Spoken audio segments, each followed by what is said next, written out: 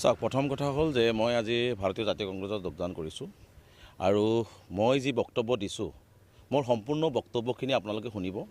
মই প্ৰথমৰ পৰা শেষলৈকে এখন বৰ অসম গঢ়াৰ কথা কৈছোঁ, মিলাপ্ৰীতিৰ কথা কৈছোঁ, সকলো জাতি জনগোষ্ঠীৰ সমন্বয়ন সমমৰ্যাদা সমবিকাশৰ কথা কৈছোঁ আৰু সকলোৱে মিলিজুলি আমি এখন বৰ অসম গঢ়িব লাগিব।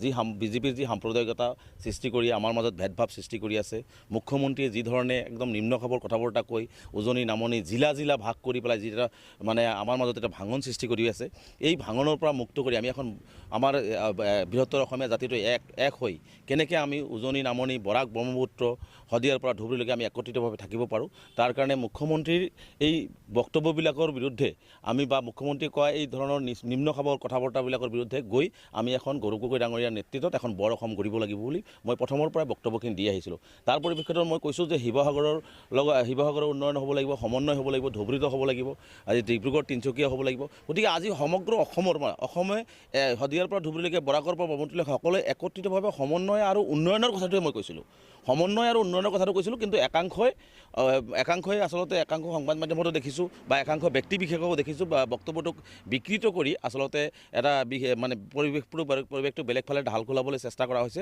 মই তেনেকুৱা কোনো ধৰণৰ মানসিকতাৰে মই কোনো ধৰণৰ বক্তব্য আগবঢ়া নাই। মই এটা জাতীয় সংগঠন কৰি দীৰ্ঘদিন জাতীয় সংগঠন কৰিছোঁ। আমি সদায় সমন্বয়ৰ কথা কৈ আহিছিলোঁ, সদায় সমন্বয়ৰ হাকো সৃষ্টি কৰিবৰ কাৰণে কৈ আহিছিলোঁ। গতিকে আমাৰ মাজত কেতিয়া ভাঙনৰ কথা নাহে। গতিকে মোৰ যদি তেনেকুৱা কোনো অভিপ্ৰায় থাকিলেহেঁতেন নিশ্চিতভাৱে তেনেহ'লে আমি ছেকুলাৰ পাৰ্টি ইতিহাস প্ৰসিদ্ধ ভাৰতীয় জাতীয় কংগ্ৰেছত মই যোগদান নকৰি বেলেগত যোগদান কৰিলোহেঁতেন। গতিকে মই স্পষ্টকৈ কৈছোঁ যে মোৰ বক্তব্যটোক সম্পূৰ্ণ উদ্দেশ্যপ্ৰণোদিতভাৱে আচলতে এইটো বিকৃত কৰি পেলাই এটা পৰিৱেশ বেলেগ ফালে ঢাল খুৱাবৰ কাৰণে একাংশই চেষ্টা কৰি থকা হৈছে। এইটো অতিকে দুৰ্ভাগ্যজনক, অতিকে নিন্দনীয়। মই প্ৰথমৰ পৰাই কৈছোঁ বৰ অসম কৰিব লাগে। আমি শিৱসাগৰৰ উন্নয়ন ধুবুৰীতো হ'ব লাগিব, ধুবুৰী আৰু শিৱসাগৰৰ মাজত সমন্বয় হ'ব লাগিব, বৰাকৰ পৰা শিৱসাগৰৰ লগত সমন্বয় হ'ব লাগিব, অৰ্থনৈতিক উন্নয়ন হ'ব লাগিব, তেতিয়াহে আমি এখন সুন্দৰ সৰ্বাংগীন অসম পাম। গতিকে এই বক্তব্যটোকে আচলতে বিভিন্নজনে বিভিন্ন প্ৰকাৰে আচলতে একাংশ সংবাদ মাধ্যমে হওক বা ব্যক্তি বিশেষে বেলেগ বেলেগ ৰূপ দি পেলাই আচলতে বিষয়টো বেলেগ ফালে ঢাল খুৱাবৰ কাৰণে চেষ্টা কৰা হৈছে। গতিকে তেনেকুৱা নকৰিবৰ কাৰণে মই সকলোকে আহ্বান জনাইছোঁ। আমাৰ কথা স্পষ্ট যে আমি শদিয়াৰ পৰা ধুবুৰীলৈকে বৰাকৰ পৰা ব্ৰহ্মপুত্ৰ পাহাৰ ভৈয়াম সকলোৱে মিলিজুলি আমি সকলোৱে এটা বৃহত্তৰ অসমীয়া জাতি হিচাপে আমি মিলাপ্ৰীতিৰে থাকিব বিচাৰোঁ। গতিকে এইটোকে আচলতে অপব্যাখ্যা কৰি বিভিন্ন ধৰণে কথা বতৰাবিলাক কোৱা হৈ আছে। গতিকে এইটো অতিকে দুৰ্ভাগ্যজনক। একাংশই যেনেকুৱা ধৰণে কথা বতৰাবিলাক কৈ আছে আচলতে কথাটো তেনেকুৱা নহয়। মই পুনৰবাৰ কৈছোঁ যে মই প্ৰথমৰ পৰা শেষলৈকে মিলাপ্ৰীতি বৰ অসম আৰু সমন্বয়ৰ কথাই কৈ আহিছোঁ। মই এইটো কথা কোৱা নাই যে শিৱসাগৰৰ মানুহ আহি ধুবুৰীত যাব, ধুবুৰীৰ মানুহ গৈ শিৱসাগৰত যাই জনগাঁথনি চেঞ্জ কৰিব, এই কথাটো কোৱাৰ আচলতে মই কোৱা নাই।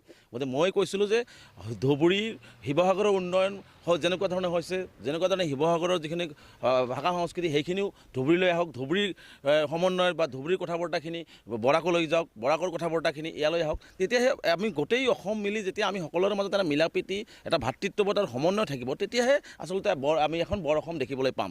গতিকে সেইটোহে আচলতে মূল কথা আছিলে। কিন্তু সেই মূল কথাটোকে বিভিন্নজনে বিভিন্ন ধৰণৰ কথা বতৰাবিলাক কৈ এনেকুৱা এটা পৰিৱেশ কৰা হৈছে যেন মই ধুবুৰীৰ মানুহখিনি শিৱসাগৰলৈ পঠাই দিছোঁ, শিৱসাগৰৰ মানুহখিনি ধুবুৰীলৈ পঠাই দিছোঁ, তেনেকুৱা এটা কথা বতৰা ক'ব বিচাৰিছে। আচলতে মই তেনেকুৱা ধৰণৰ কথা বতৰাবিলাক আচলতে কোৱা মোৰ বক্তব্যত নাছিলে।